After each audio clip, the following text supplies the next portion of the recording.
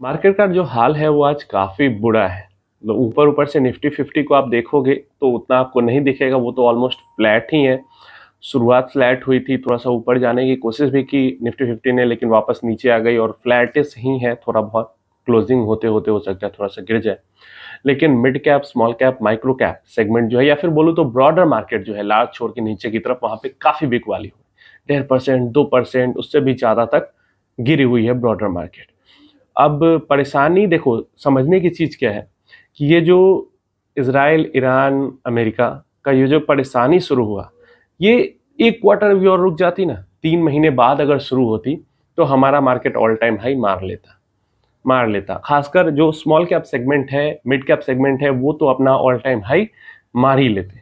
लेकिन ये जो होता है ना, टक से किक का जो डायलॉग था, मौत को छू के टक से वापस आ जाता हूँ, वैसा ही ऊपर की तरफ गया और टक से छू के वापस आ गया।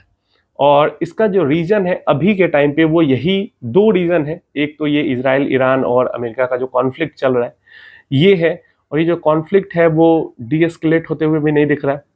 ईरान ने जब बात कही कि हम अमेरिका के साथ टेबल पे बैठ के बात करने के लिए तैयार हैं न्यूक्लियर डील को लेकर, तो फिर अमेरिका ने उल्टा उधर से कहा कि नहीं, ऐसे नहीं हो सकता है।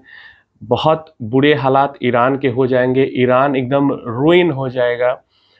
जो सुप्रीम लीडर है ईरान के, जो अयतुल्लाह खान, आई थिंक यही सही नाम है, तो इनको मतलब सीधा सीधा मारने की धमकी तक दे दी कि हो सकता है इनके डेथ के बाद ही ईरान के अंदर शांति आएगी।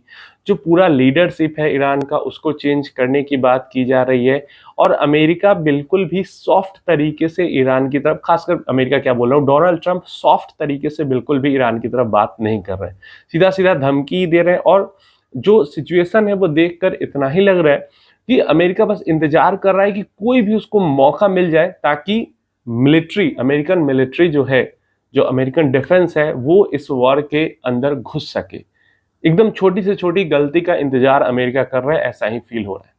जहां तक इसराइल की बात करते हैं, तो ऐसा नहीं कि इसराइल को बिल्कुल भी कोई नुकसान नहीं हुआ है। इसराइल को भी बहुत नुकसान हो रहा है। इसराइल का जो एयर डिफेंस है, जो आयरन डोम, एकदम हाई डिफेंस जिसको माना जाता था कि इसको पियर्स करना मुश्किल है, पियर्सिंग हुई है उसकी भी काफ़ी। इसराइल पे भी जो मिसाइल है वो अटैक हुए हैं, तो वो लॉन्च मतलब अटैक आए भी है और मिसाइल लगे भी है इसराइल की धरती पे। तो इसराइल को भी अच्छा खासा नुकसान हुआ है। और जो भी डिफेंस सिस्टम है वो नॉर्मल मिसाइल्स को, ड्रोन्स को रोक लेती है। जो हाइपरसोनिक मिसाइल्स होती है, या मतलब फास्ट मिसाइल्स जो होती है, उनको थोड़ा रोकना मुश्किल होता है। या फिर बैरेज आता है मिसाइल्स का, मतलब हजारों की संख्या में एक बार आते हैं ड्रोन्स एंड मिसाइल्स, तो एयर डिफेंस उसमें से कुछ मिसाइल्स को चूक हो जाती है और कुछ मिसाइल्स तो हिट कर जाते हैं टारगेट को। तो ये चीज़ें देखने को मिल रही है। और वहाँ पे जो माहौल है, ईरान के अंदर भी माहौल ख़राब है, इसराइल के अंदर भी माहौल ख़राब है। इंडियन स्टूडेंट्स वगैरह को, इंडियन जो सिटीजन्स वगैरह थे, उनको ईरान के अंदर से इवैक्यूएट कराया जा रहा है, निकाला जा रहा है। तो माहौल जो है वो उधर बहुत ख़राब है। डी एस्केलेशन का मतलब रुके ये लड़ाई, उसकी मतलब यहाँ पे तो बिल्कुल ऐसा फील ही नहीं हो रहा कि जब तक पूरी तरीके से जो लीडरशिप है वो चेंज नहीं होती है, तब तक ईरान के अंदर में, इजराइल के अंदर में जो ये प्रॉब्लम है, वो लग नहीं रहा कि ख़त्म होने वाली है। ऑलमोस्ट जो न्यूक्लियर साइट्स थे वो तो डिस्ट्रॉय हो चुके हैं, बट पूरी तरीके से जो न्यूक्लियर फैसिलिटी है उसको ख़त्म करने पे इजराइल तुला हुआ है। और उसके लिए जो लीडरशिप है उसका चेंज होना ज़रूरी है। और अमेरिका, इजराइल मिलके बिल्कुल भी ऐसा नहीं दिख रहा कि जब तक पूरी तरीके से चेंज नहीं होता है वहाँ पे लीडरशिप, ये लोग मानने वाले नहीं है।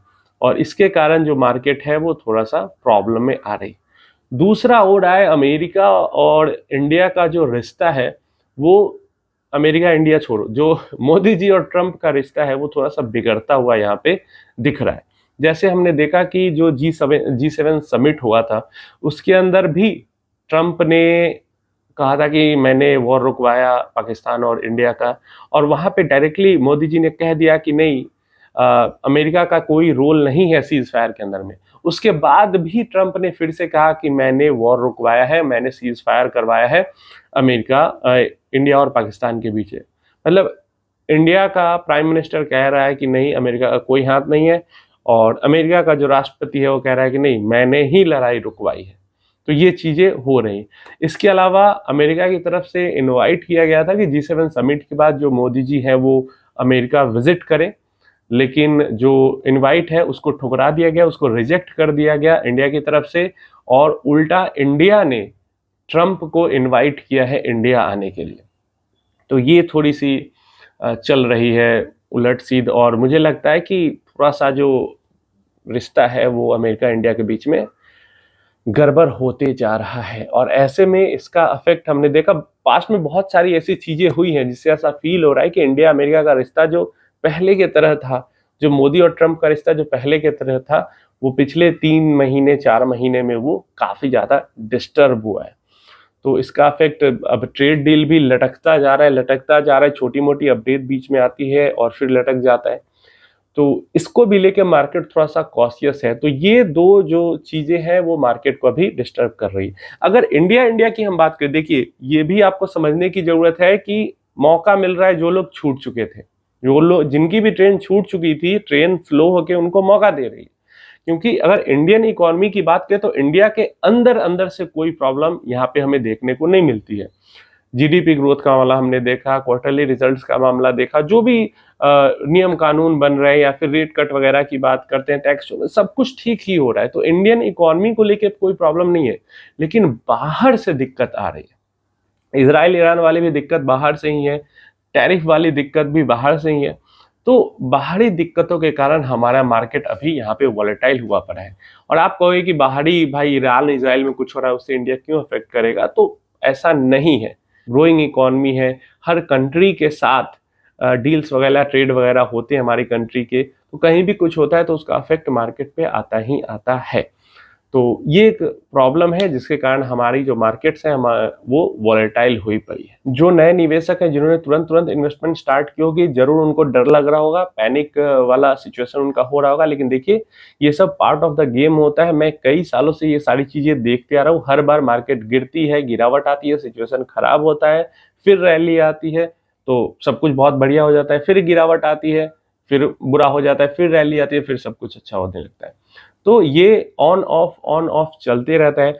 और आज मैं डेटा भी देख रहा था एसआईपी का, नए एसआईपी इन्वेस्टर्स का, तो काफी गिरावट हो गई है नए जो म्यूचुअल फंड के साथ इन्वेस्टर, मतलब न्यू पैन जो जुड़ रहा है, न्यू फोलियो नहीं, न्यू पैन। जैसे सितंबर से पहले की बात करते हैं, पिछले साल जून जुलाई में तो लगभग 10-12 lakh average monthly new investor जुड़ रहे थे म्यूचुअल फंड्स के साथ। दिसंबर के टाइम पे, दिसंबर जनवरी नवंबर, इस टाइम पे वो घट के 7 से 8 लाख पे आ गए। 10-12 लाख से घट के 7-8 लाख महीना जुड़ने लगे। और अप्रैल मई की बात करते हैं तो अभी वो घट के 3-4 लाख महीना पे आ चुके हैं। तो 3 गुना कम हो चुका है नंबर। मार्केट क्योंकि पिछले लगभग 6 महीने साल भर से खराबी चल रही है, तो 1 साल पहले हर महीने जो न्यू इन्वेस्टर म्यूचुअल फंड्स के अंदर जुड़ रहे थे, 3 गुना, जहां 12 लाख के आसपास जुड़ रहे थे एवरेज, वो घट के अभी 3 लाख के पास एवरेज आ चुके हैं।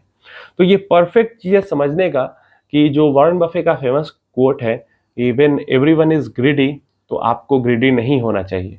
तो 1 साल पहले एवरीवन ग्रीडी थे तो उस टाइम पे आप अपनी ग्रीडीनेस कम रख सकते थे, लेकिन अभी एवरीवन फियरफुल हो चुके हैं। तो व्हेन एवरीवन इज फियरफुल तो आपको ग्रीडी होना जाना चाहिए था।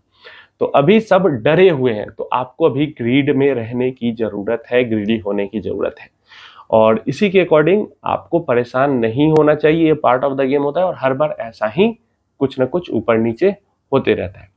अब सुबह में मैंने जो वीडियो बनाया था ये जो ट्रांसफर वाला सेबी ने अलाउ किया उसको लेकर, तो उसको लेकर यहाँ पे काफी क्वेश्चंस आए कि काफी क्या मतलब एक ही क्वेश्चन को लेकर काफी लोग पूछ रहे थे कि अगर मेरा मोबाइल कोई हैक कर ले और ट्रांसफर कर ले तब तो मुझे बहुत दिक्कत हो जाएगी।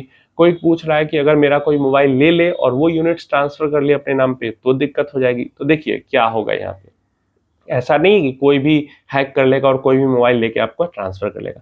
सबसे पहली चीज तो हैक की अगर बात करते हैं तो हैक मोबाइल तभी होगा जब आप कुछ ना कुछ गलती करोगे, कुछ ना कुछ गलत लिंक पे क्लिक करोगे, या कुछ ना कुछ थोड़ी सी आप ग्रीडनेस दिखा के लालच में किसी लिंक पे क्लिक कर दोगे, तभी आपका मोबाइल हैक होगा। तो पहले तो ये चीजें आपको खुद से सावधानी बरतने की जरूरत है। मोबाइल हैक अगर आपका हो जाता है तब तो बहुत कुछ आपको दिक्कत हो सकती है, सिर्फ इन्वेस्टमेंट ही नहीं ट्रांसफर हो सकता है। दूसरा, मोबाइल हैक होने के बाद भी आपका जो ओटीपी है वो मोबाइल पे ही आएगा और बिना ओटीपी के ट्रांसफर नहीं होगी आपकी इन्वेस्टमेंट। तीसरा, अगर ट्रांसफर हो भी जाती है तो 10 दिनों तक सामने वाला जो इंसान है वो उस इन्वेस्टमेंट को रिडीम नहीं कर पाएगा। तो आपको अगर पता चलता है कि ट्रांसफर हो गया तो जल्दी से जल्दी अगर आप कंप्लेन करते हैं, एक्शन लेते हैं, तो आपका पैसा वापस भी आपके पास आ सकता है। दूसरा केस सिनारियो जो कह रहे थे कि अगर मेरा मोबाइल कोई लेकर ट्रांसफर कर लेता है तो सबसे पहले चीज, मोबाइल प्राइवेट मतलब एसेट है, ठीक है, तो प्राइवेट चीज को प्राइवेट ही रहने देना चाहिए, मोबाइल अपने पास ही रखना चाहिए। कोई बच्चा को अगर आप दे देते हैं तो कोई बच्चा तो नहीं ट्रांसफर कर लेगा अपने नाम पे, कोई वैसा शातिर इंसान होगा वही ट्रांसफर करेगा। तो सबसे पहले किसी ऐसे इंसान को मोबाइल देना ही नहीं है। सेकंड, आपको अब पैन नंबर चाहिए, बिना पैन के ट्रांसफर नहीं होगा, क्योंकि आपका पैन नंबर डालने के बाद आपके मोबाइल पे ओटीपी भी आएगा। तो इतना सारा अगर कोई आपका मोबाइल आपसे ले लेता है, आपका पैन नंबर भी जानता है, आपके मोबाइल पे ओटीपी मंगा के ट्रांसफर भी कर लेता है और इतने देर तक वो मोबाइल आपका यूज करते रहता है, फिर तो मोबाइल आप क्यों ही यूज कर रहे हैं इतने लंबे समय तक, अगर आप किसी और को दे दे। मोबाइल प्राइवेट होता है और प्राइवेट ही रखना चाहिए। और आप अपने घर में अगर किसी को यूज करने के लिए देते हो तो घर में तो कोई नहीं, कोई तो अनजान ही ट्रांसफर करेगा, या फिर कोई आपका दोस्त है जो कि असल में आपका दुश्मन है, आपको पता नहीं है।